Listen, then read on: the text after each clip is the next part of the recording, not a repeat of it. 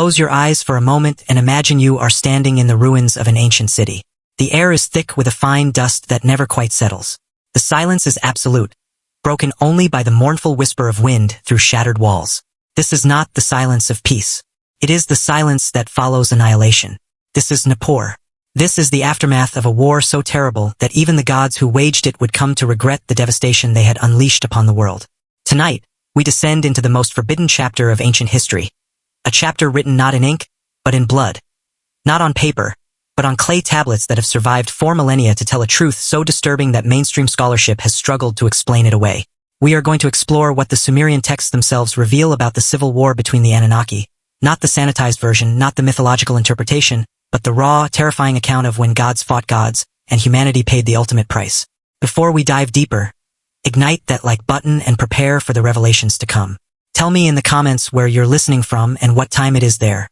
As always with our videos, the visuals are here to add context, but they aren't necessary to follow along. Thank you for always having our back.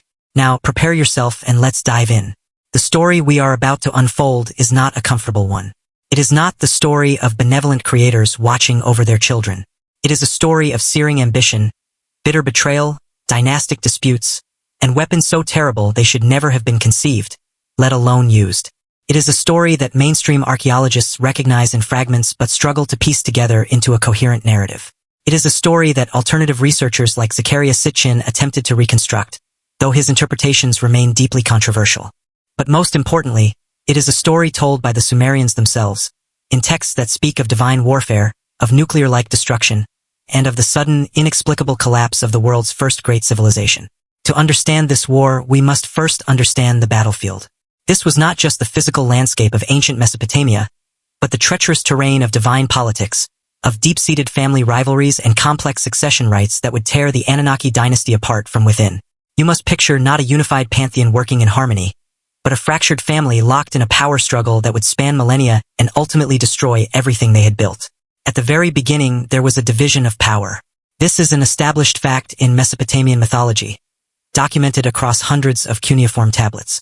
The supreme god, Anu, whose name means heaven, ruled from a distant celestial realm. But Earth itself was divided between his 2 sons, born of different mothers. This detail is crucial.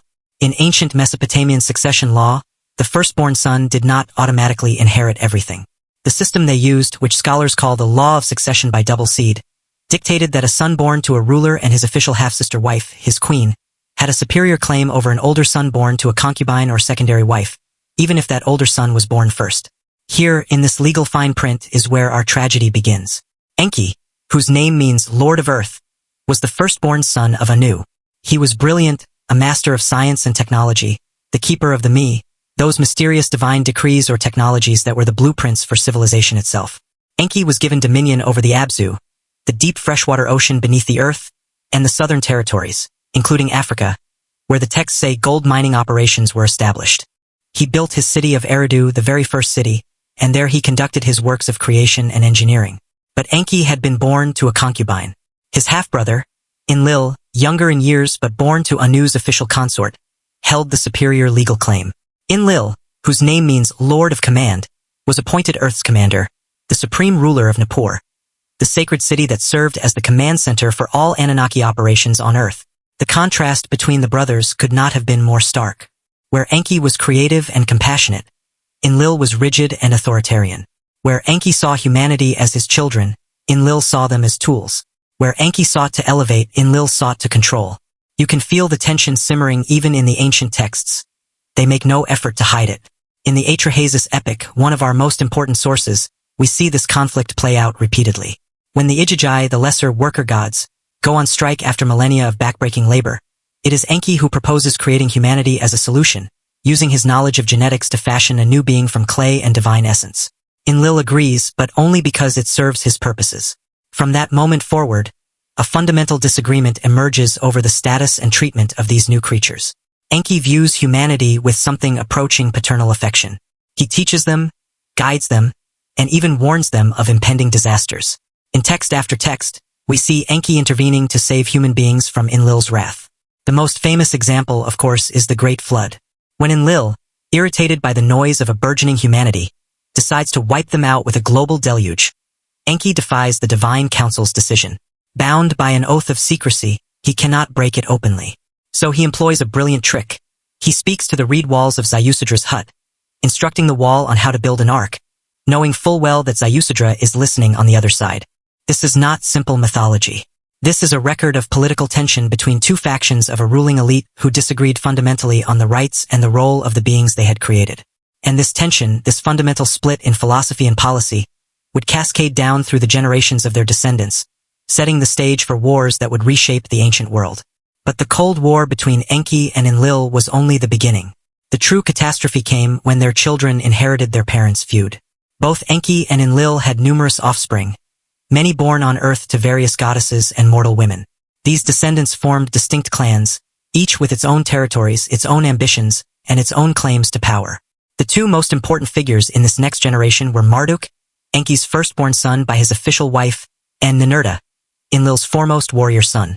Marduk was brilliant, ambitious, and acutely aware that he had been passed over for ultimate authority, despite being a legitimate heir through his mother's bloodline. Ancient texts describe him dwelling in Egypt, where he was known as Ra, the sun god. He consolidated his power base there, far from his father's city of Eridu, and he waited. He planned. And he seethed with resentment at a system that had denied him what he believed was rightfully his. Ninurta, on the other hand, was Enlil's champion, the perfect warrior, the mighty hunter, the enforcer. His temple in Nippur stood as a testament to his role as the instrument of his father's will. Ninurta was everything Enlil valued. Strong, loyal, and unwavering in his dedication to the established order.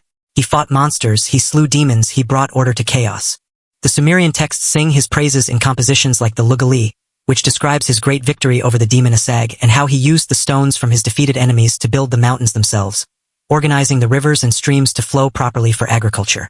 But here is where the ancient texts become deeply interesting, and more than a little disturbing.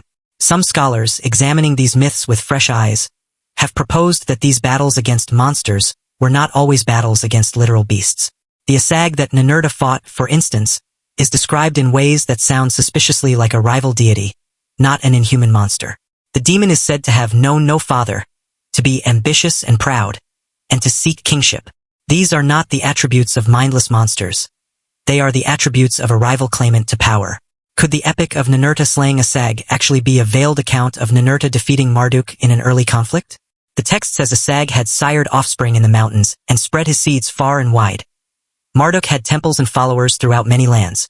The text says, plants unanimously named Asag king over them. Marduk's symbol was agricultural fertility. The parallels are startling when you look at them closely. What we might be reading is not mythology, but encoded political history, a record of actual warfare between rival factions of the Anunnaki, with the monsters serving as literary stand-ins for the true enemies, other gods. The conflict escalated through what some researchers have dubbed the Pyramid Wars. These were a series of struggles for control over key strategic installations, particularly in Egypt and the Sinai Peninsula. The Sinai was absolutely crucial to the Anunnaki infrastructure because, according to the ancient astronaut interpretation, it housed their primary spaceport, the installation that connected them to their home world.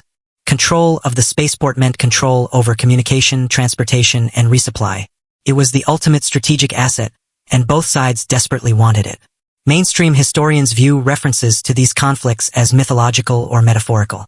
They rightly point out that there is no archaeological evidence for ancient spaceports or nuclear warfare. And they are correct that the physical evidence for such installations has not been found, though proponents argue that we wouldn't necessarily recognize such installations if we did find them, or that they were deliberately erased. But here is what we do have. We have texts, lots of them, and these texts speak of prolonged periods of conflict between divine factions. We have the Era Epos, a Babylonian composition probably dating to the 8th or 9th century BCE but recording events claimed to be much older. This remarkable text describes a god named Era, identified with Nergal, another son of Enlil, going on a rampage of destruction. But the text is not describing random chaos. It is describing calculated, strategic warfare. In the Era Epos, we see Era and his 7 weapons, the Sabiti, described as personified weapons without peer. Each is given a different destructive destiny by Anu. They burn like fire, blast like wind, paralyze with fear, and collapse mountains. These are not normal weapons. These are weapons of mass destruction, and they are deployed not against mindless enemies, but against cities, specific cities loyal to Marduk. The text tells us that Era tricks Marduk into leaving his city of Babylon, convincing him that he needs to travel to see his father Anu to have his divine vestments refurbished. While Marduk is away, Era unleashes devastation. But this plan backfires catastrophically. The destruction spreads beyond Era's intended targets. Babylon itself is ravaged. Foreign invaders pour into the chaos. And most terrifying of all, a plague sweeps across the land. Now, we must pause and ask a very serious question. What could cause a plague so terrible that even the gods feared it? What could devastate multiple cities simultaneously, leaving them uninhabitable for generations? What could create the kind of destruction the texts describe? A burning, a scorching, a wind that carried death, people dying not from swords but from something in the air itself. The controversial answer, proposed by researchers like Zachariah Sitchin and Chris Hardy, is that the Anunnaki used nuclear weapons. This theory is, it must be said clearly, rejected by virtually all mainstream archaeologists and historians. They argue that there is no credible physical evidence for nuclear weapons in the ancient world, and that the descriptions in the texts can be adequately explained as literary embellishment of natural disasters or conventional warfare. And they make important points. Radiation leaves detectable traces. Nuclear detonations create characteristic crater patterns and glass-like trinitite where sand is fused by extreme heat. Such evidence has not been conclusively found at the alleged target sites. But proponents counter with several arguments. They point to unexplained radioactive skeletons found in archaeological contexts, though mainstream science attributes these to natural geological sources of radiation. They point to areas of vitrified rock in the Sinai and parts of the Middle East, though again, conventional explanations attribute these to lightning strikes or meteor impacts. And they point to the strangely sudden collapse of Sumerian civilization around 2000 BCE. A collapse that mainstream history explains through a combination of Elamite invasions, climate change, and soil salinization from centuries of irrigation. What we can say without uncertainty is this: something catastrophic happened. The archaeological record confirms that Sumerian civilization, which had flourished for over a millennium, collapsed suddenly and dramatically around 2000 BCE. The great cities were abandoned. The intricate bureaucratic system stopped functioning. The flow of cuneiform tablets, which had been steady for centuries, nearly ceased. It was a collapse so complete that even the Sumerian language would eventually die out, surviving only as a liturgical language, much like Latin would centuries later. And we have the Lamentations. This is where the Sumerian texts themselves become almost unbearably poignant. After the catastrophe, the survivors wrote a series of compositions called the City Laments. The Lamentation for Uar, the Lamentation for Sumer, the Lamentation for Nippur. These are not mythological tales. These are eyewitness accounts of destruction, preserved in literary form. Let me read you a few lines from the Lamentation for Sumer and Uar, translated by modern Assyriologists from the original cuneiform tablets. Listen to these words carefully. On the land fell a calamity, one unknown to man. One that had never been seen before, one which could not be withstood. A great storm from heaven, a land-annihilating storm, an evil wind like a rushing torrent, a battling storm joined by a scorching heat. By day it deprived the land of the bright sun. In the evening the stars did not shine. The people, terrified, could hardly breathe. The evil wind clutched them, does not grant them another day. Mouths were drenched with blood. Heads wallowed in blood. The face was made pale by the evil wind. It caused cities to be desolated, houses to become desolate, stalls to become desolate, the sheepfolds to be emptied. The rivers of Sumer were turned to bitter waters. Its fields grew only weeds, its well-watered garden plots produced only salt. This is not poetic exaggeration. This is trauma. This is the literary equivalent of a survivor struggling to find words for something so terrible it defies description. Notice the chillingly specific details. An evil wind that prevented breathing, blood everywhere. The sun obscured by day and the stars by night. Gardens producing only salt, rivers turned bitter. These are the symptoms of a catastrophic environmental disaster. Mainstream scholars interpret this as describing the aftermath of a military invasion combined with a severe dust storm or other natural phenomena. And that is a reasonable interpretation. War is horrific. Cities burned in antiquity do fill the air with choking smoke. Invadem armies dos lauger populations. Agricultural fields can be deliberately salted. All of this is historically documented. But there is one detail that keeps appearing in these texts that is harder to explain conventionally: the evil wind. This phrase appears again and again. It is not just any wind. It is specifically evil. Carries death. It comes from a specific direction. In the Lamentation for Uar, the text tells us that this evil wind was decreed by En and Enlil. It was deliberate. It was sent as a punishment and it spread from the west, from the direction of the Sinai and the Dead Sea. This brings us to the most controversial claim in the ancient astronaut interpretation of these texts, that the destruction of Sodom and Gomorrah, recorded in the Hebrew Bible, was actually part of this same catastrophic event. According to this theory, Sodom and Gomorrah were not destroyed by divine fire and brimstone as punishment for sin. They were strategic targets in the final phase of the Anunnaki Civil War. Let me be clear about what mainstream biblical scholarship says. The cities of Sodom and Gomorrah, if they existed as historical places, were likely destroyed by natural causes, perhaps an earthquake or volcanic activity in the Jordan Valley, possibly combined with the ignition of natural gas or petroleum deposits. The biblical account is seen as a later theological interpretation of this natural disaster, used to make a moral point about divine justice. Many scholars doubt the cities existed at all, seeing them as purely literary constructions. But the story in Genesis does contain some very specific and very strange details. It describes Lot's wife looking back at the destruction and turning into a pillar of salt. It describes sulfur and fire raining down from heaven. It describes the smoke of the land going up like the smoke of a furnace. And crucially, it describes Abraham seeing this destruction from a distance and being warned by angels not to look directly at it. Why would looking at the destruction be dangerous? Why would the angels urge them to flee to the mountains and not look back? The ancient astronaut interpretation proposes that what destroyed Sodom and Gomorrah was a nuclear strike, aimed at eliminating Marduk's followers and destroying key installations in the region. The fire and sulfur from heaven were not metaphorical. They were real. The smoke going up like a furnace was a mushroom cloud. Lot's wife turned into a pillar of salt because she was caught in the blast wave and thermal pulse that instantly dehydrated and crystallized her body. Abraham was told not to look directly at it because the light from the detonation would blind anyone who stared at it. This theory further proposes that the weapons used were so powerful that they created an unintended consequence. The evil wind, a cloud of radioactive fallout that drifted east on the prevailing winds, contaminating everything in its path.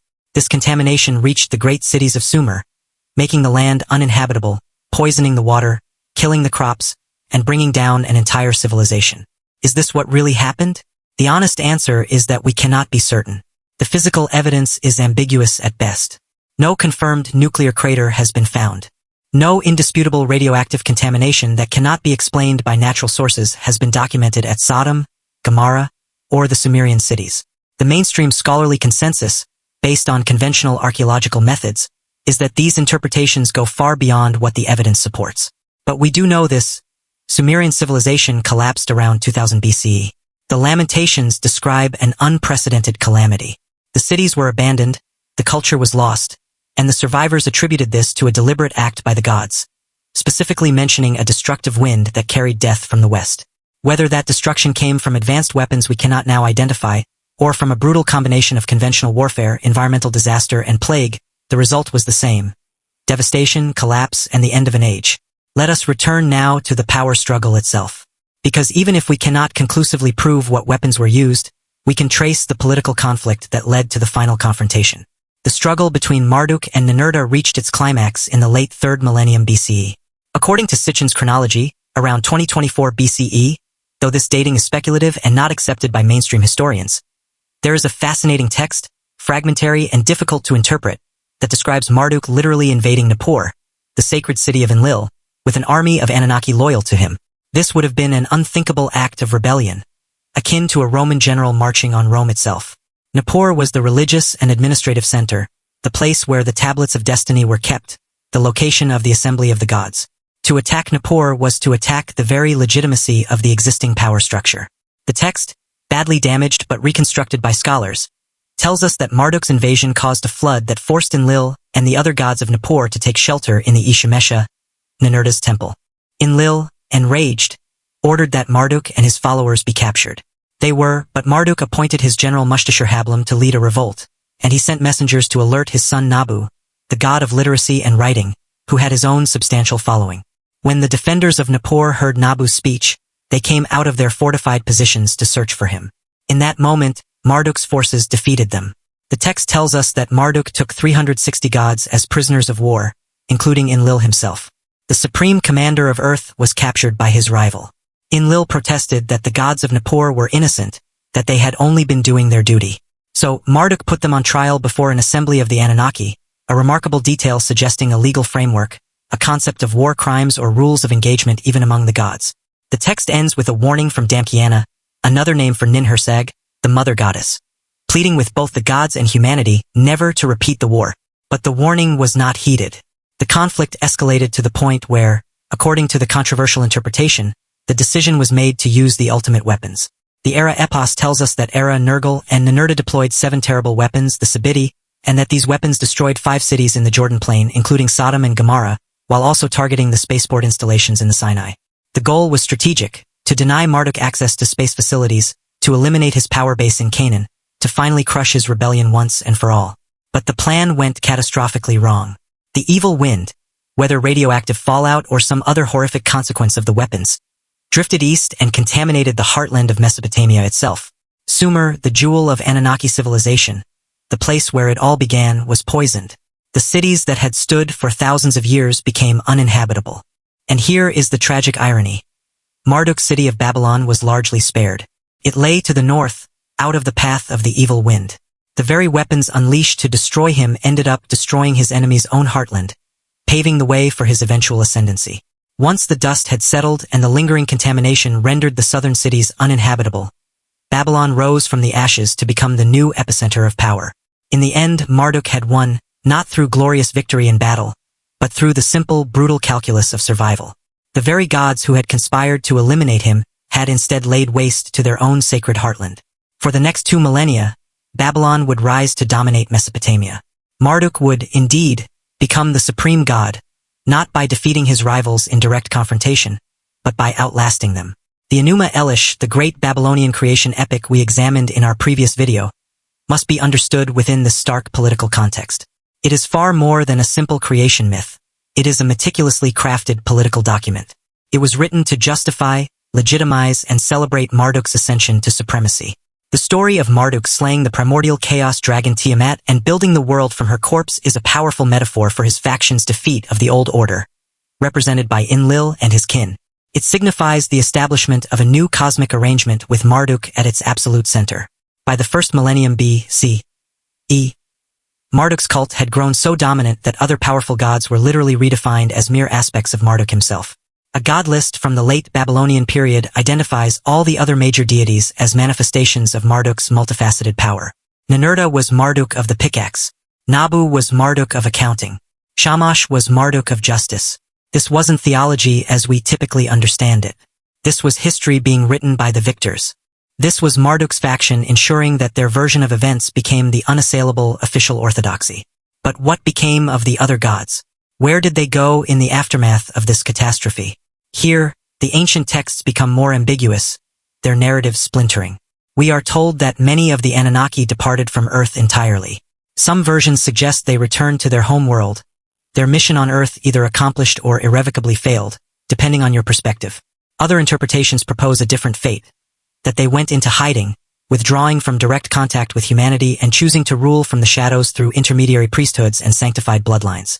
There is a consistent theme, found in texts from multiple cultures, that the gods grew more distant over time. They ceased to appear in physical form.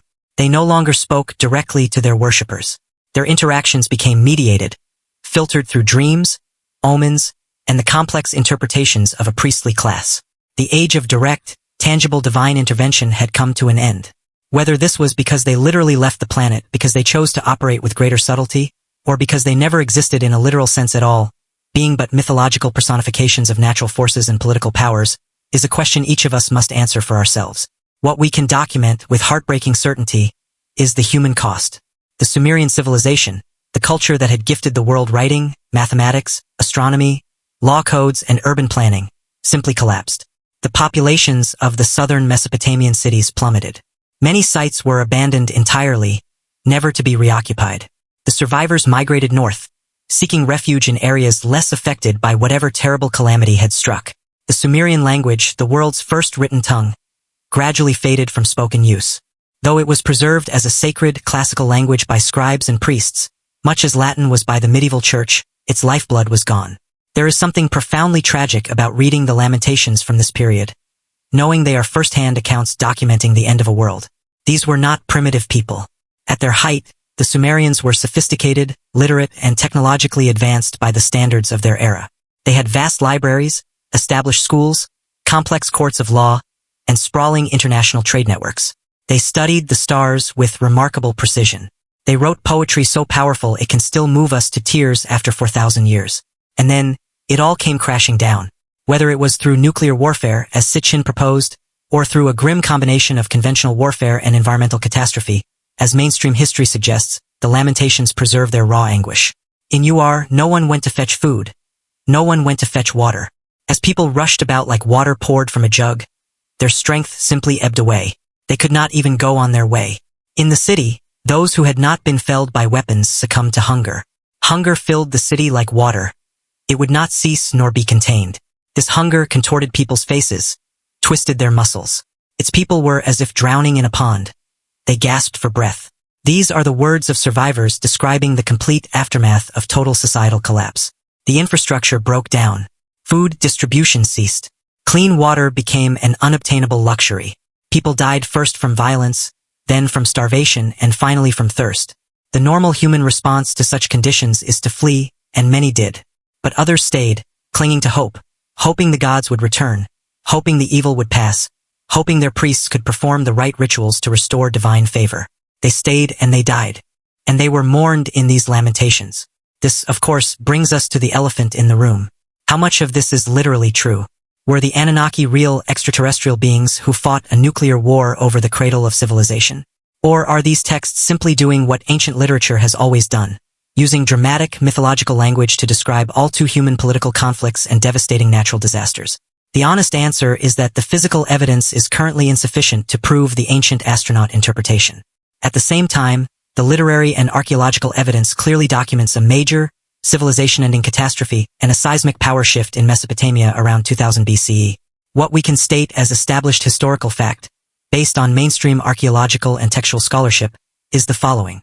Ancient Mesopotamian texts do describe a pantheon of gods organized in a complex hierarchy, complete with clear familial relationships and territorial divisions.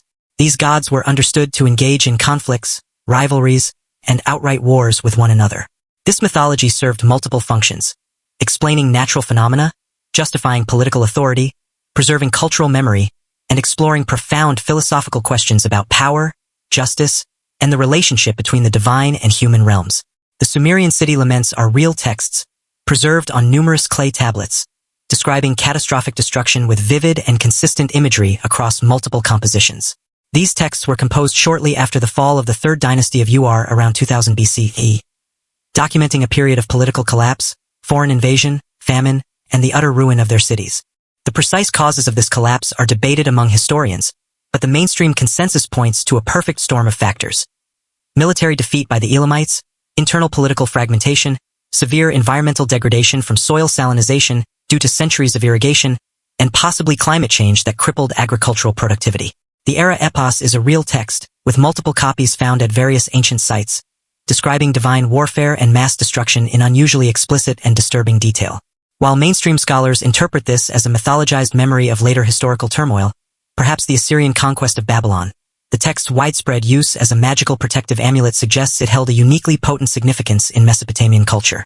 The theme of succession disputes between different lines of descent, particularly tensions between firstborn sons and sons born to official wives, is a well-documented trope in Mesopotamian mythology, reflecting very real political tensions in how power was transferred in ancient Near Eastern societies. The characterization of Enki as wise and pro-human versus Enlil as authoritarian and prone to harsh judgments is remarkably consistent across multiple, independent textual sources.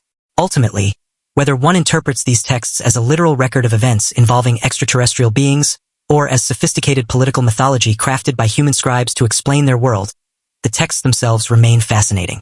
They are windows into the soul of a lost civilization, revealing how the ancient Mesopotamians understood power, conflict, justice, and catastrophe. They also reveal something universal and deeply unsettling about human nature: our incredible capacity for self-destruction, the terrifying way conflicts can escalate beyond anyone's control, how those who initiate wars often become their victims, and how the innocent always suffer the most when great powers collide. The warning in the texts, the desperate plea from the goddess Ninsun to never repeat the war between the Anunnaki, resonates with chilling clarity across the millennia.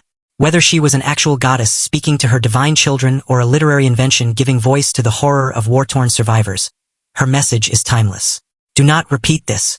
Do not let ambition and rivalry blind you to the cost. Do not deploy weapons that will poison your own lands. Do not, in the pursuit of victory, destroy the very things that make victory worth having. Looking at the ruins of UR today, at the massive ziggurat that still defiantly stands after 4,000 years while the living city around it is nothing but dust, you cannot help but feel the immense weight of that history. Something happened here. Something terrible. Whether it was nuclear weapons, conventional warfare, or a tragic combination of human folly and natural disaster, an entire civilization fell. The survivors picked up the pieces and carried on. But it was never the same. The Sumerian language died. The great cities were never fully rebuilt to their former glory. The age of Sumer was over. The age of Babylon had begun. And perhaps that is the real truth hidden in these ancient texts. It may not be about the specific weapons used or the literal nature of the Anunnaki, but about the cyclical pattern itself. Civilizations rise, powers compete, wars escalate, and when the dust settles, both the victors and the vanquished have often lost something irreplaceable.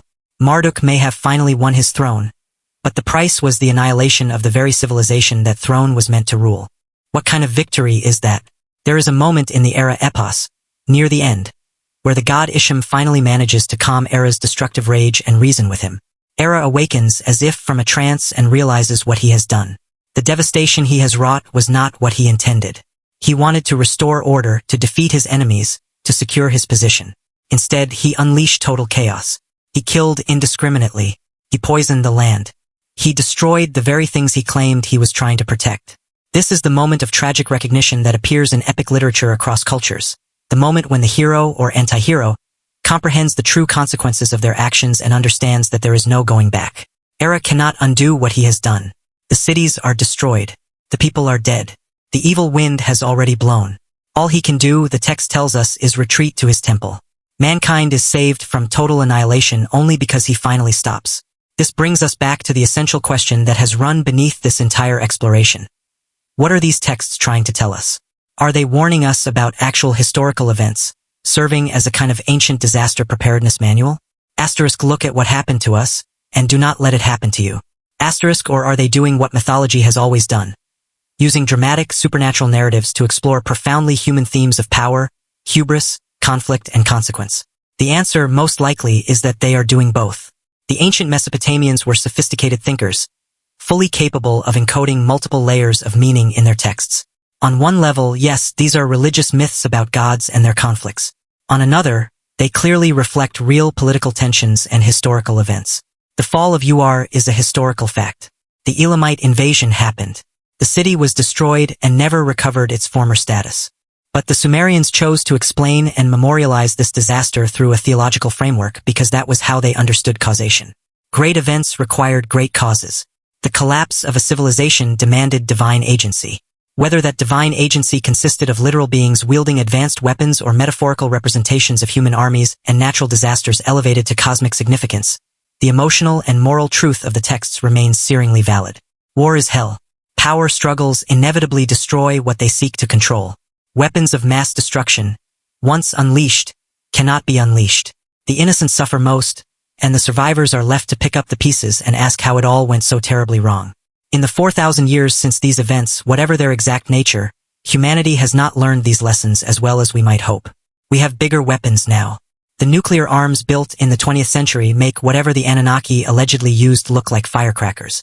We have the capacity to poison not just regions but the entire planet. We have the power to make not just individual cities but entire continents uninhabitable. And we are still fighting over the same things. Territory, resources, ideology, succession, power. The Sumerian Lamentations should be required reading for any world leader with their finger near a button that could unleash such devastation. Asterisk, the evil wind that deprived the land of the bright sun. The water turned bitter. The fields producing only salt. The people gasping for breath. Asterisk, this is what happens when conflicts escalate beyond control. This is what happens when short-term strategic thinking overrides any concern for long-term consequences. This is what happens when winning matters more than what you are fighting for. There is compelling archaeological evidence that the southern Mesopotamian environment did undergo a severe degradation in the late 3rd millennium BCE. Soil samples show increasing salinization. Cuneiform records reveal declining crop yields. The agricultural system that had supported dense urban populations for over 1,000 years began to fail. Whether this was purely the result of natural processes, the consequence of overexploitation through intensive irrigation, climate shifts, or some more dramatic, acute event, the result was catastrophic for Sumerian civilization. the survivors had to adapt. They shifted to more salt-tolerant crops. They moved north to less affected regions. They reorganized politically under new rulers. But they never forgot what they had lost. The Lamentations preserve that memory. They were performed as sacred rituals for centuries after the event, keeping the story of the fall alive. As a warning, as an act of mourning, and as a prayer that it never happen again. Some researchers have proposed that the detailed, ritualistic preservation of these lamentations, copied and recopied by scribes for over 1,000 years, suggests they were serving a function beyond simple religious devotion. They were consciously maintaining a memory of something so monumentally important it must never be forgotten. What was that thing? If you accept the ancient astronaut interpretation, it was the memory of the day the gods went to war and nearly destroyed the world. If you take the mainstream view, it was the memory of a dark age, a time of collapse and suffering that the survivors wanted their descendants to remember, so that they might avoid repeating the mistakes that led to it. Either way, the texts themselves are real. The archaeology is real. Something happened that traumatized an entire civilization so deeply that they spent the next millennium writing about it, ritually mourning it and warning future generations about it. That fact alone makes these texts worthy of our most serious attention, regardless of how literally or metaphorically we interpret their more fantastical elements.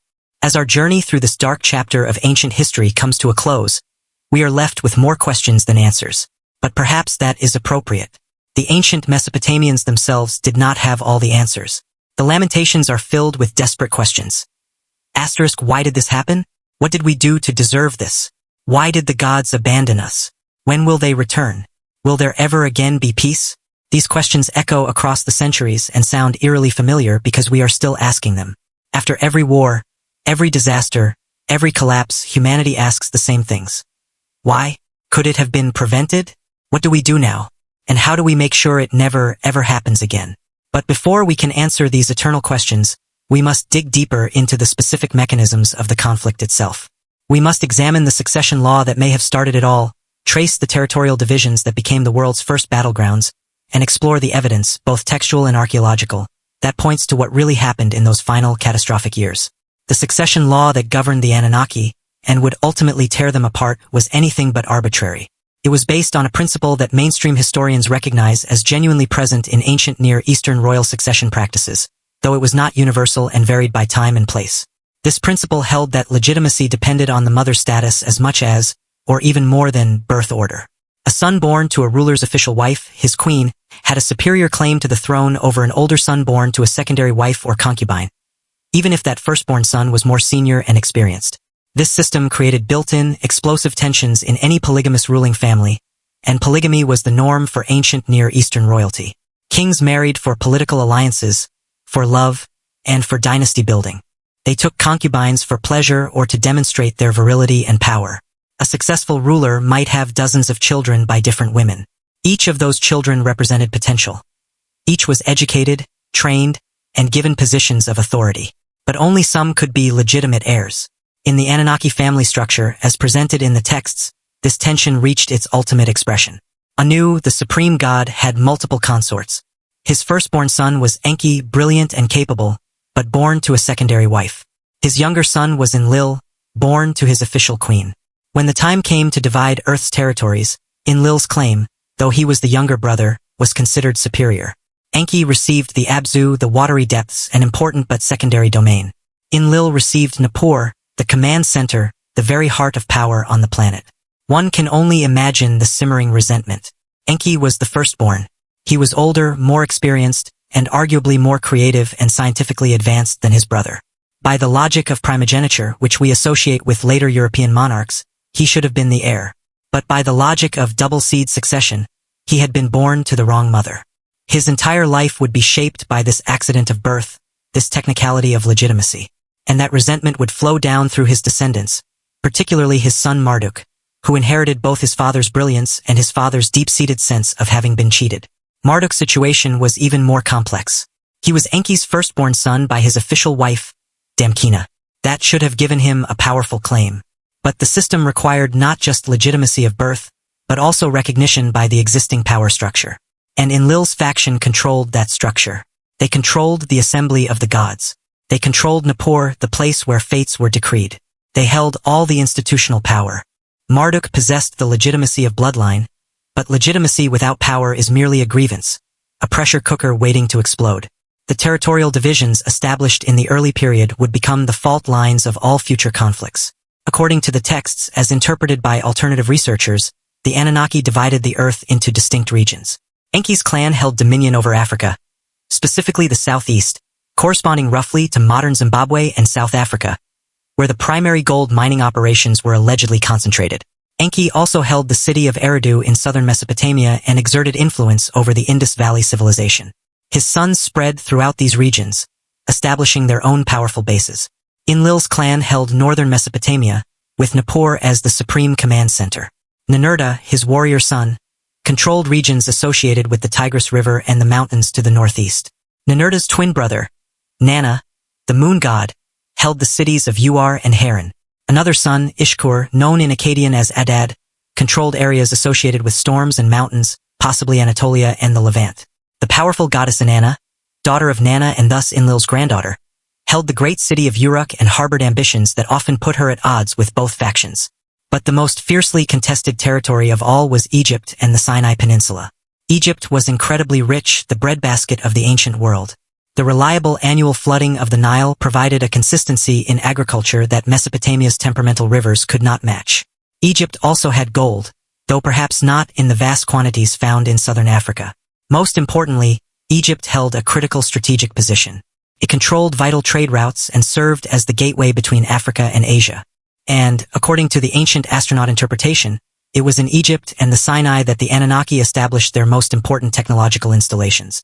Marduk established himself in Egypt early on. According to these theories, he became Ra, the sun god, the supreme deity of the Egyptian pantheon. He built his power base far from his father's territories in Mesopotamia, and crucially, far from the direct oversight of Enlil's faction. Egypt would be his kingdom, his chance to rule as he believed he was destined to. But Enlil's sons, particularly Ninurta, also laid claim to Egypt.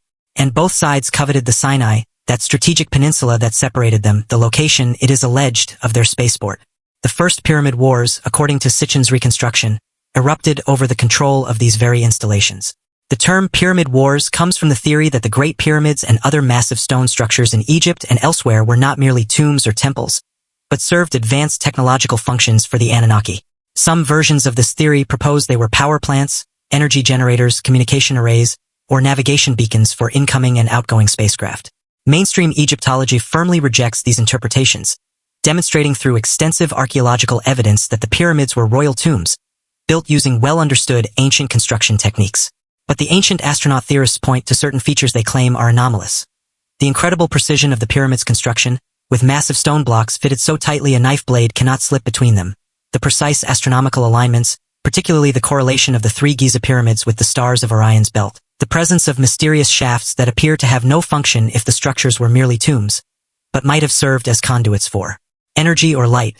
The absence of definitive burial evidence in some pyramids, despite their identification as tombs, and the presence of what appear to be advanced tooling marks on hard stone that, by conventional understanding, should have been worked with softer copper or bronze tools. Mainstream archaeology has an explanation for each of these points. The precision came from skilled craftsmanship and techniques refined over generations. The astronomical alignments reflected the Egyptians' sophisticated understanding of the heavens and their religious beliefs about the soul's journey to the afterlife. The shafts were for ventilation during construction or had symbolic religious significance. Burial evidence was often plundered and destroyed by tomb robbers in antiquity. The tooling marks can be replicated with known ancient technology, given sufficient time and effort. But the debate continues because on both sides there are reasonable people making reasonable arguments based on their own interpretive frameworks. What matters for our story is that, according to the ancient texts and the alternative interpretation of them, Egypt and the Sinai were contested territories, fought over by rival divine factions for generations. And the fighting was not always metaphorical. One of the most intriguing pieces of textual evidence is a damaged but partially reconstructed account that describes what appears to be actual combat between these divine forces. The tablet designated as the Myth of Zu, though some copies contain variant readings featuring Marduk, recounts the theft of the Tablets of Destiny. These were not mere symbols.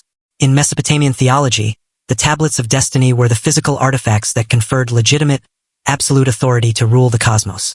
To possess them was to hold the mandate of heaven. Without them, even the supreme god was reduced to just another powerful entity, stripped of ultimate sovereignty. In the standard version of the myth, A divine bird monster named Zu steals the tablets from the great god Enlil. In variant versions, the thief is explicitly associated with Marduk or his faction. This theft plunges the entire cosmos into a state of crisis. Without the tablets of destiny enforcing the rules of reality, the natural order begins to break down. The warrior god Ninurta is dispatched to recover them. He pursues the thief through a series of epic battles, fighting against tremendous odds. The thief, now wielding the tablets, can literally decree new fates and alter reality itself, making him nearly invincible. Ultimately, through a combination of cunning and sheer valor, Ninurta succeeds, recovering the tablets and restoring them to their rightful place within Enlil. Scholars generally interpret this myth as a classic creation order story, the heroic champion establishing cosmic order against the forces of chaos. But it takes on a startling new meaning if read as political allegory. In this light, Marduk or his agents attempted to seize the legitimate instruments of cosmic authority. This was not merely theft. It was a coup d'état. Ninurta, as Enlil's champion, foiled the coup and restored the existing power structure. But the attempt had been made. The cracks in divine unity were now visible for all to see. War was no longer unthinkable. It was inevitable. The texts describe multiple phases of this escalating conflict. There were battles fought at the Eker Temple in Nippur. There were clashes in the highlands between Mesopotamia and Anatolia. There were confrontations in the remote mountains and the legendary cedar forests. Each battle story, whether we read it as mythology or as encoded history, reveals the same fundamental pattern. A challenge to established authority, a decisive military response, and a temporary resolution. But the underlying tensions remained, simmering just beneath the surface. The system required a clear, undisputed hierarchy, yet that very hierarchy was now fiercely contested. Legitimacy was claimed by multiple factions, and no single conflict ever truly settled the matter. This brings us to the weapons. The texts are often quite specific, sometimes disturbingly so, in describing the divine armaments. We've already discussed the Sabitu, the 7 in the Era Epos described as champions without peer, each charged with a specific form of destruction. But other texts also detail advanced weaponry in the hands of the gods.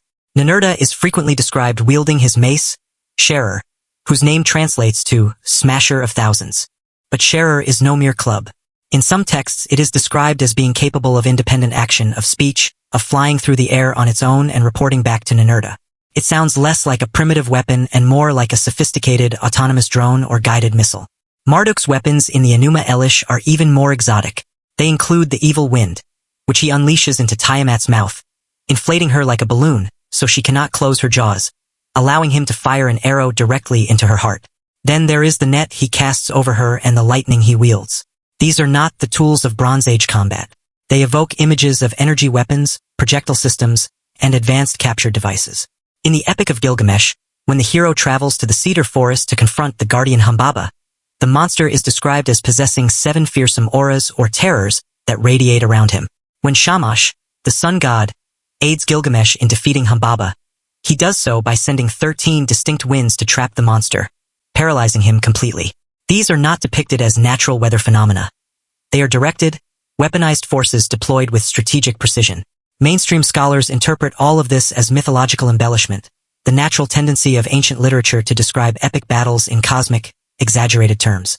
The storm god wields lightning because storms produce lightning. The war god's weapon has a fearsome name because warriors have always named their weapons and told tales about their prowess. The 7 terrors or 7 weapons are seen as literary devices, not literal descriptions of an arsenal. But alternative interpreters pose a provocative question. What if the ancient authors were attempting to describe, in the only vocabulary available to them, technologies that were utterly beyond their comprehension? If you had never seen a guided missile, a laser, or a reconnaissance drone, how would you describe it? You might say it flies through the air like a bird but shines with the light of the sun. You might say it roars like a lion. You might say it strikes with the speed of lightning. You would be forced to use metaphor, drawing from the familiar natural world to describe something profoundly supernatural or super-technological. This question of literal versus figurative interpretation is central to the entire ancient astronaut debate. Are we meant to read these texts as fantasy, as theology, as political allegory, or as garbled technical descriptions? The answer probably depends as much on one's own interpretive framework and presuppositions as it does on the texts themselves. What we can say for certain is that whatever weapons were used, whether they were bronze swords and arrows or something far more advanced, the conflicts described in the texts had devastating real-world consequences. Cities were destroyed. Dynasties fell. Entire populations were displaced. The archaeological record confirms this much. The interpretation of why and how varies wildly, but the what is clear: catastrophic events occurred. The lamentation texts give us that ground-level view of the catastrophe. These are not distant cosmic myths. They are personal tragedies written on a massive scale. Listen to these lines from the lamentation for Uruk. "O Father Nana, that city has been turned to ruin. The people groan. O Father Nana, its walls were breached. The people groan. In its lofty gates, where they were wont to promenade, dead bodies were lying about. In its boulevards, where the feasts were celebrated, scattered they lay. In all its streets, where they were wont to promenade, dead bodies were lying about. In its places, where the festivities of the land took place, the people were laid in heaps." This is not a description of divine warfare in some celestial realm. This is a visceral eyewitness account of earthly, urban destruction. Bodies littering the streets. Festivals that will never happen again. Gates breached by enemies. A proud city reduced to a smoldering ruin. Whether those enemies were human armies following divine commands or the gods themselves wielding advanced weapons makes little practical difference to the dead. And there were so many dead. The archaeological evidence from the period of Uruk's collapse shows a dramatic population decline. Settlements that had been continuously occupied for centuries were suddenly abandoned. Smaller sites disappeared from the map entirely. Larger cities exhibit clear burn layers, thick strata of destruction debris, and evidence of hasty burials or, in some cases, unburied bodies left where they fell. This was not a peaceful transition of power. This was violent upheaval on a civilization-destroying scale. In the historical record, the Elamites receive much of the blame. They invaded from the east, from what is now southwestern Iran, and sacked the city of Ur. They captured its last king, Ibisin, and carried him off into a captivity from which he never returned. This is documented history, confirmed by multiple sources. But what the Lamentations describe seems to be something more than just a military invasion. They describe a widespread environmental catastrophe. They describe the land itself becoming poisoned. They describe a creeping horror that even the victorious Elamites could not control or stop. This is where the nuclear hypothesis attempts to fit the pieces together. According to this theory, the Elamite invasion was merely one component of a much larger, divine conflict. The real targets were not just Ur, but the entire southern Mesopotamian power base of the rival divine faction. The weapons deployed, whether by Ninurta and Nergal, as Zechariah Sitchin claimed, were meant to obliterate strategic installations and enemy strongholds. This included the alleged spaceport in the Sinai, the cities where Marduk's followers were concentrated, including the 5 cities of the plain, Sodom and Gomorrah among them, and possibly fortified positions in the mountains. But these weapons, the theory goes, created fallout, a deadly contamination that drifted on the wind. This evil wind, repeatedly mentioned in the Lamentations, carried radioactive particles, chemical poisons, or some other form of lingering environmental toxin. Poisoned water supplies, contaminated the soil, caused crops to fail. It brought sickness and death, not through direct, explosive violence, but through an invisible, lingering plague that people could neither understand nor fight. The mainstream explanation, of course, is that the evil wind is a powerful literary metaphor for the invasion itself, or perhaps a reference to actual sandstorms or other severe weather phenomena that exacerbated the crisis. Invading armies do poison wells to deny them to defenders. Sieges do lead to famine and disease. Natural disasters like drought or crop failure often coincide with periods of political instability. The poetic language of the Lamentations, in this view, is meant to convey the depth of horror and loss, not to provide a technical specification of the catastrophe's cause. Both interpretations are trying to make sense of texts that are genuinely ambiguous. The beauty and the frustration of ancient literature is that it was written for an audience that shared a cultural context we no longer possess. References that would have been obvious to a Sumerian scribe are opaque to us. Metaphors we might interpret literally could have been clearly understood as figurative by their original readers, and vice versa. But one thing the Lamentations make absolutely terrifyingly clear is that the survivors believed the catastrophe was not random. It was deliberate. The gods had decided this. Specifically, the high gods Anu and Enlil decreed the destruction of Sumer. They were the ones who called up the evil wind. They were the ones who withdrew their divine protection from the cities. This was either punishment or policy, the inevitable outcome of divine conflict, but it was unquestionably intentional. The texts are emphatic on this point. The fate could not be changed. The command of Anu and Enlil could not be opposed. This theological interpretation, preserved in the Lamentations, tells us something crucial about Sumerian religion and psychology. They did not see catastrophe as mere misfortune. They saw it as having cosmic meaning. Great suffering required a great cause. The collapse of their entire civilization could not be chalked up to bad luck or simple human error. It had to be the will of the gods. This worldview profoundly shaped how they recorded the events, how they remembered them, and how they passed that memory down through generations. And this brings us full circle to the question of an Anunnaki civil war. Whether these beings were literal extraterrestrials, mythologized human rulers, or pure theological constructs, the pattern of the story reveals something true about power and its consequences. The story's structure is the same, regardless of interpretation. A house divided against itself, with rival claimants to authority. Escalating conflict, as compromise becomes impossible. The deployment of terrible weapons, leading to devastating consequences that spiral far beyond anyone's intentions. And finally, a Pyrrhic victory, where the winners inherit ruins and the survivors are left to mourn and ask how it all went so terribly wrong. This pattern is not unique to Sumerian texts. It appears in the Greek tragedies, where the house of Atreus tears itself apart through generations of revenge. It appears in Norse mythology, where the Aesir and Vanir wage a devastating war before finally making peace. It appears in the Hindu epics, where divine and semi-divine beings fight catastrophic wars that reshape the world. It appears in every culture's mythology because it reflects something universal and timeless about human political and family conflict. The question, then, is not whether these patterns are real. They obviously are. Family conflicts do tear apart kingdoms. Succession disputes do lead to brutal civil wars. Wars do escalate beyond anyone's control. Advanced weapons do create horrific, unintended consequences. Civilizações do colapse. These are historical facts, repeated across time and geography. The question that divides mainstream scholarship from alternative theories is whether the ancient Sumerian texts are describing these universal patterns through fictional, mythological narratives, or whether they are describing actual historical events involving actual actors who might have been something more than human. And that question ultimately cannot be settled by the texts alone. It requires physical evidence. It requires artifacts that can be tested, sites that can be excavated, and traces of anomalous events that can be dated and analyzed. The deep frustration for proponents of the ancient astronaut theory is that the physical evidence they claim exists is not accepted as proof by mainstream science. Radioactive skeletons can be explained by natural radiation in the local geology. Vitrified rocks can be explained by lightning strikes, meteor impacts, or even ancient high-temperature pottery kilns. Sudden civilization collapse can be explained by conventional warfare compounded by environmental factors. Seemingly advanced knowledge in ancient texts can be explained by centuries of careful observation and the development of sophisticated indigenous science. For every piece of anomalous evidence, there is a plausible alternative conventional explanation.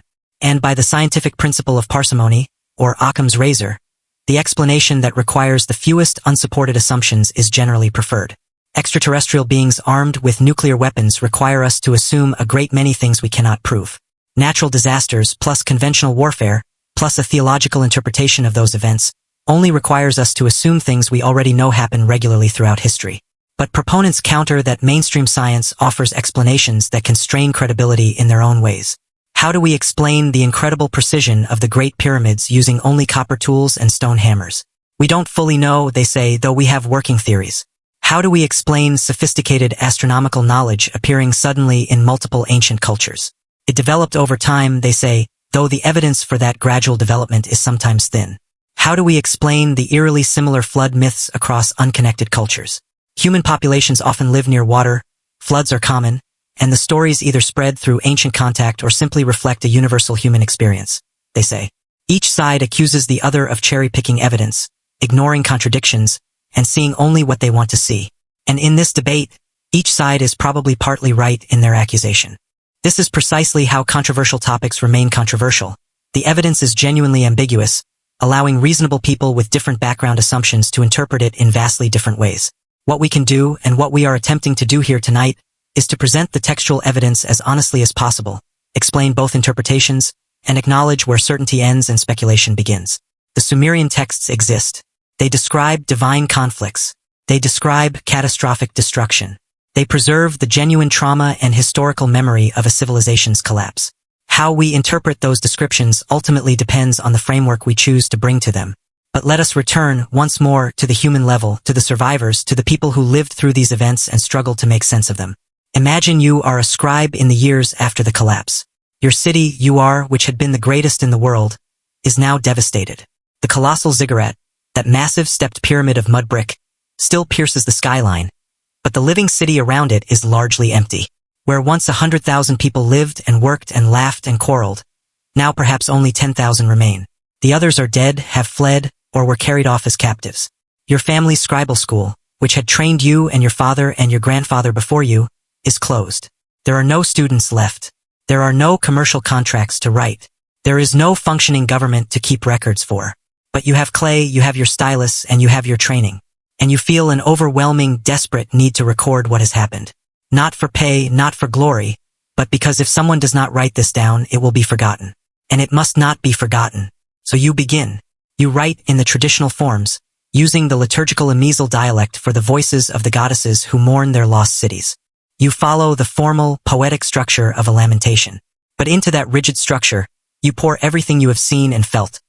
The destruction, the fear, the hunger, the bodies in the streets, the crushing silence where there should be song, the darkness where there should be light, and most painfully of all, the absence of the gods, because that is what truly traumatized the survivors. It wasn't just the physical destruction. It was the theological crisis it provoked. Where were the gods? The temples had been kept pure. The proper sacrifices had been made. The rituals had been meticulously performed. And yet, the gods did not protect their cities. They withdrew. Or perhaps, even more terrifyingly, they themselves caused the destruction. Father Enlil decreed it and approved it. The divine council voted for it, and nothing that humans could do made any difference. This crisis of faith, this desperate attempt to understand why the gods would do this, permeates the Lamentations. In some passages, the gods are portrayed as victims too, weeping for their own destroyed cities, seemingly unable to prevent the catastrophe even though they wanted to. In other passages, the destruction is portrayed as a necessary, if brutal, punishment, though for what specific crime is never clearly stated. The texts struggle mightily to reconcile the concepts of divine power, divine justice, and the horrifying reality of innocent suffering. This is theology being worked out in real time by people processing a massive collective trauma. It is some of the most raw and honest religious literature we have from the ancient world. And it is heartbreaking. Listen to this passage from the Lamentation for Nippur, addressed directly to the city's patron god. O Father Enlil, your destroyed city, your destroyed house. At the place of your city you did not stand. At the place of your city that had been turned into ruins you did not stand. Its foundations made like dust, its high walls you overturned. You let foreigners dwell in it, but you yourself drew away your foot from your own city. O you who are a roaring flood, what have you done to your city? There is such profound pain in those questions. Asterisk, what have you done? Why did you leave us? Why did you let this happen? Asterisk, these are the questions survivors always ask in the aftermath of catastrophe. And the gods, much like the God of Job in the Hebrew Bible when confronted with the problem of undeserved suffering, do not give satisfying answers in these texts. The catastrophe was fated. The command could not be overturned. The word of Anu and Enlil stands firm. In other words, we did this because we chose to, and we do not owe you an explanation. It is this cold, unassailable divine authority, this refusal to be questioned or held accountable, that made some of the gods, particularly Enlil, seem more like tyrants than benevolent fathers in these later texts. And it is why Enki, who in the myths consistently helped humanity, even against divine decree, remained such a beloved figure in Mesopotamian religion, long after the political fortunes of his city Eridu had declined. The memory of this catastrophe shaped Mesopotamian religion for centuries. The Lamentations continued to be copied and ritually performed well into the first millennium BCE, over 1,000 years after the events they describe. Priests in Babylon, long after Babylon had risen to replace Uar and Sumer's other fallen cities as the dominant power, still chanted these ancient songs of mourning. Why? Because the lesson they encoded was too important to ever forget. The gods could turn on you. Power could collapse overnight. Civilization itself was fragile. Never forget. Never become complacent. Never assume the order will hold forever. In a strange way, the catastrophe that ended Sumerian civilization created a permanent theological and psychological scar on the Mesopotamian consciousness. It fostered a kind of healthy paranoia, a deep-seated suspicion that the world could end at any moment if the gods so willed it. This made Mesopotamian religion, and the societies built upon it, both deeply fatalistic and intensely focused on maintaining divine favor through proper, perfect ritual. If the cosmos was fundamentally unstable, if the gods were prone to sudden, violent mood swings, then the only safety lay in the flawless performance of the cult. Any error, any misstep, might trigger another catastrophe. This religious anxiety is visible in the endless omen literature that Mesopotamian scribes produced, massive catalogs of signs and portents. If a sheep's liver looks like this, it means one thing. If an eclipse occurs on this date, it means something else. If you see a raven on your right, if you hear thunder from the north, if you dream of climbing a mountain, each had a meaning. Each might foretell divine pleasure or impending wrath. The Mesopotamians became the world's first great anxious civilization, constantly reading the signs, endlessly trying to predict and appease an unpredictable divine will. This is part of the legacy of the catastrophe. The practical knowledge of governance and technology passed to Babylon. Marduk city became the new center of the world. But the psychological wound never truly healed. Sumer fell. If Sumer could fall, anything could fall. Babylon could fall. And eventually it did to the Persians, though not through catastrophic divine warfare, but through conventional conquest. But the expectation of cyclical rise and fall, the sense that civilizations were impermanent, that the gods were dangerous, and that the world could end through forces far beyond human control, that became baked into the Mesopotamian worldview. And perhaps that is the true warning these ancient texts preserve for us. Not just do not fight nuclear wars, though that is certainly part of it, but a deeper, more profound warning. Do not assume that stability is permanent. Do not assume that power structures will last forever. Do not assume that those who rule possess wisdom or goodwill. Do not assume technology will save you. Do not assume your civilization is immune to collapse, because it is not. Nothing is permanent. Not cities, not kingdoms, not even gods, who themselves can be overthrown, exiled, or forgotten. This existential awareness, this stark acknowledgement of impermanence and danger, makes the Sumerian lamentations feel strangely modern. We, in the 21st century, living with the specters of climate change, nuclear weapons, global political instability, and technological disruption that we barely understand, have much more in common with the survivors of UR than we might like to admit. We too live in a time when everything feels fragile. We too wonder if those who rule have our best interests at heart. We too see catastrophe as not just possible, but perhaps even likely. And we too are left to ask, what will future archaeologists write about us if our civilization falls? Will they puzzle over our digital texts? Will they wonder if we truly understood what we were doing? Will they debate whether the disasters we recorded were natural, human-caused, or some combination of both? Will they speculate about what we could have done differently, what warnings we ignored, what chances we missed to change course before it was too late? The parallel is uncomfortable but unavoidable. The Sumerians, from our perspective, had time to see the crisis coming. Soil salinization did not happen overnight. Political tensions did not explode without warning signs. Whatever the final trigger was, there were years, maybe decades, of increasing instability. And yet, they did not or could not change course. The momentum of history, the cold logic of conflict, the rigidity of their systems, the ambitions of their rulers, all of these forces pushed them toward catastrophe, despite whatever warnings wiser voices might have raised. Are we so different? We see our own crises unfolding. Climate scientists have been sounding the alarm for decades. The signs of ecosystem collapse are all around us. Political tensions simmer and boil over. Nuclear arsenals remain on high alert. And yet we refuse to change course. Not in any meaningful way.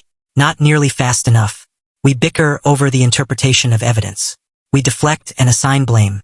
We cling to systems that are crumbling before our very eyes, because the alternative, admitting that our entire framework is broken and that we have no immediate replacement, is simply too terrifying to confront.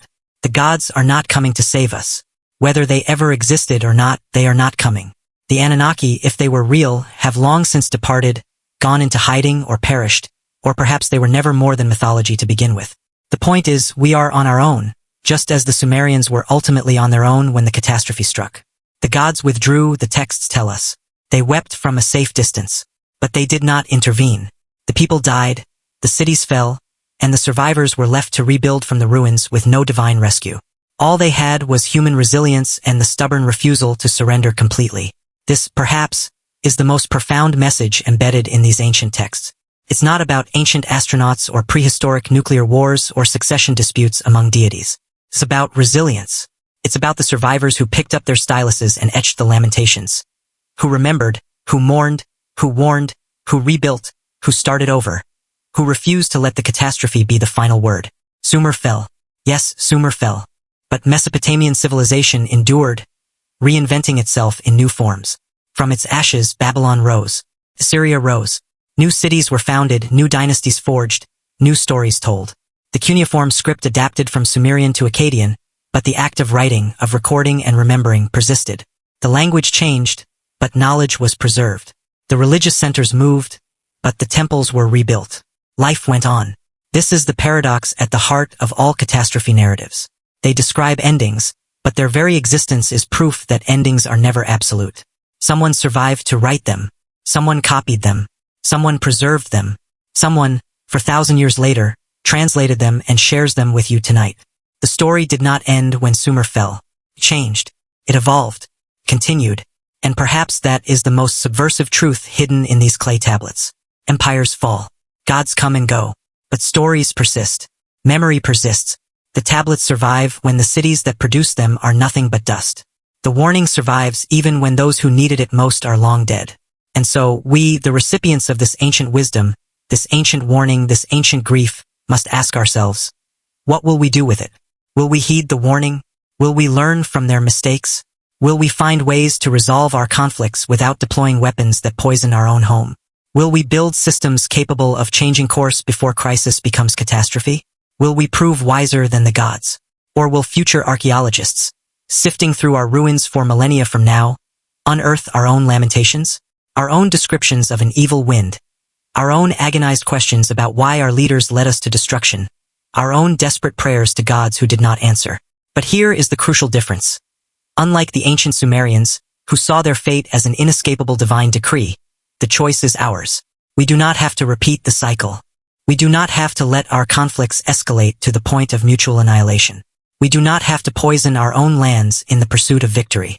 We possess the capacity, if only we choose to use it, to learn from history, to choose a different path, to build systems that bend toward justice and sustainability rather than exploitation and collapse. The Anunnaki Civil War, whether it is literal history or a mythological allegory, or some strange hybrid of both, is not just about the past. It is about our present. It is about the choices we face this very moment. It is about whether we will finally, after millennia of repetition, learn the lesson that unchecked power destroys those who wield it just as surely as it destroys those it is wielded against. The tablets have spoken. They have preserved their warning across 4,000 years. The only question now is whether anyone is listening. For all their talk of gods and divine decrees, the Sumerian texts are ultimately about us. They are about how we organize ourselves into hierarchies, how we compete for power and resources, how the conflicts of our leaders demolish what ordinary people have built. They are about how technology, whether primitive weapons or modern nuclear arms, magnifies human conflict to the point where entire civilizations can be erased.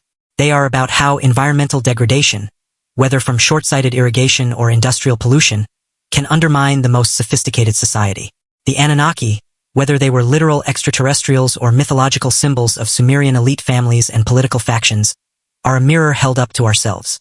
Their conflicts are our conflicts. Their failures are our failures. Their tragedy is our tragedy. And their warning is our warning. Do not repeat the war. Do not let ambition override wisdom. Do not deploy weapons you cannot control. Do not poison your own house in the pursuit of victory over your rivals. These lessons are written in the ruins of Eridu. They are written in the lamentations for UR. They are written in the history of every civilization that has risen and fallen. The question is whether we will finally learn them before we, too, become the subject of a future archaeologist's lament. Tonight, we have journeyed through one of history's darkest and most controversial chapters.